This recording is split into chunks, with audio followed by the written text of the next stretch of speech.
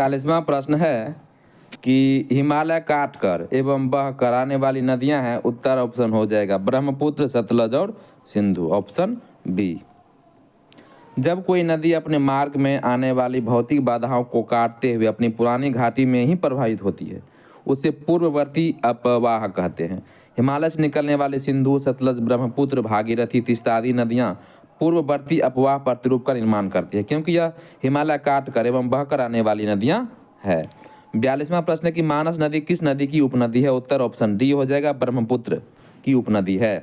मानस नदी ब्रह्मपुत्र नदी की उपनदी है। मानस नदी का उद्गम तिब्बत हिमालय से होता है।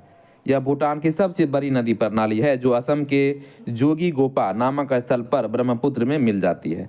43वां प्रश्न है कि गंगा नदी के किनारे सबसे बड़ा शहर। उत्तर ऑप्शन सी हो जाएगा कानपुर सबसे बड़ा शहर है। गंगा नदी के किनारे बसा कानपुर सबसे बड़ा शहर है। कानपुर को पूर्व का मानचेस्टर कहा जाता है। यहाँ का चमड़ा उद्योग भारत में प्रसिद्ध है। 44वां की निम्न नदियों में सबसे अधिक नदी पथ परिवर्तन किया है। उत्तर ऑप्शन सी हो जाएगा कोसी नदी।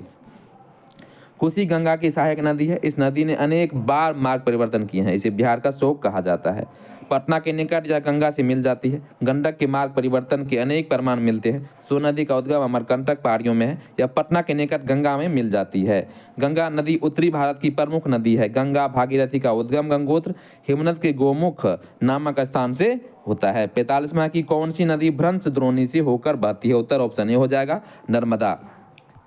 नर्मदा ताप्ती भारत की एक ऐसी नदियां हैं जो भ्रंश द्रोणी से होकर बहती है। नर्मदा नदी का उद्गम मैकाल पर्वत की अमरकंटक चोटी से होता है। यह नदी अपने मुहाने पर डेल्टा के बजाय एस्चुअरी का निर्माण करती है। इसी नदी पर जबलपुर के निकट धुआंधार जलप्रपात स्थित है। नर्मदा नदी भ्रंश घाटी क्षेत्र के साथ साथ प्रवाहित होती है। अगला प्रश्न को देखते हैं। 46वां प्रश्न की नर्मदा नदी का प्रवाह निर्धारित है। ऑप्शन सी हो जाएगा भ्रंश घाटी क्षेत्र के साथ साथ।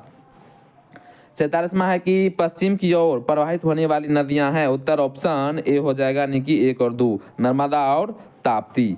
भारत में अधिकांश नदियां हिमालय से निकलती है, अतः वे पूर्व गामिनी होती है। नर्मदा नदी मैकाल पर्वत की अमरकंटक चोटी से निकलकर गुजरात की ओर प्रवाहित होकर अरब सागर में मिलती है। इसी प्रकार ताप्ती नदी भी मध्य प्रदेश के बैतूल जिले से निकलकर अरब सागर में गिरती है। ये नदियां पश्चिमी वाहिनी है। इसके विपरीत राप्ती नेपाल की पहाड़ी से निकलकर घाघरा में मिल जाती है। 48वां की निम्नलिखित में से कौन भूमि बंधित नहीं है। उत्तर हो जाएगा ऑप्शन सी लूनी नदी जो भूमि बंधित नहीं है। लूनी नदी अरावली श्रेणी में अजमेर के दक्षिण पश्चिम से निकलती है।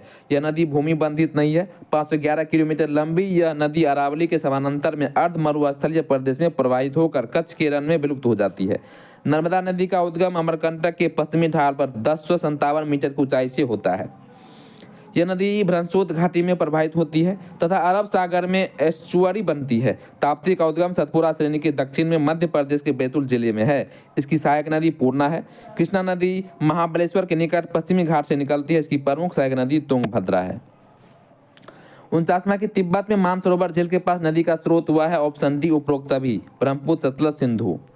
सिंधु नदी का स्रोत तिब्बत मानसरोवर झील के निकट चोमायुंगडुंग ग्लेशियर या बोखर चू हिमानी है। अपने स्रोत से पश्चिम उत्तर पश्चिम दिशा में लगभग 320 किलोमीटर की दूरी तक बहने के बाद यह नदी जम्मू कश्मीर के भारतीय क्षेत्र में प्रवेश करती है। सतलज नदी का उद्गम स्थान तिब्बत में कैलाश पर्वत के दक्षिण में स्थित मानसरोवर झील के समीप राकसताल है।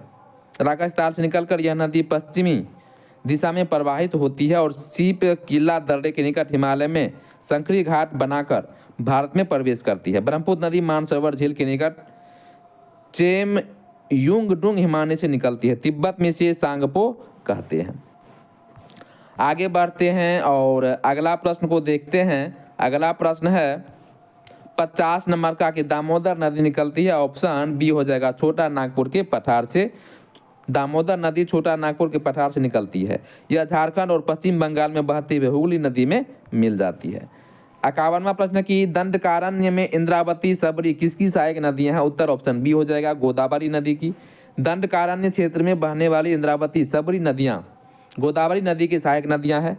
इंद्रावती नदी ओडिशा के कालाहांडी जिले से निकलकर छत्तीसगढ़, महाराष्ट्र एवं तेलंगाना की सीमा पर गोदावरी से मिलती है। इसी तरह सबरी नदी ओडिशा में पूर्वी घाट से निकलकर आंध्र प्रदेश के कोनावरम में गोदावरी में मिल जाती है। 52वां प्रश्न है कि निम्नलिखित राज्यों या केंद्र शासित प्रदेशों में से किसमें ज्वारी नदी प्रवाहित होती है? उत्तर ऑप्शन बी हो जाएगा, गोवा में। ज्वारी नदी भारत के गोवा राज्य में बहने वाली सबसे लंबी नदी है और एक ज्वारीय नदी है। इस नदी का उद्गम पश्चिमी घाट में स्थित हेमद बासर में है। ज्वारी नदी को आंतरिक क्षेत्र में अगनाशिनी नाम से भी जाना जाता है।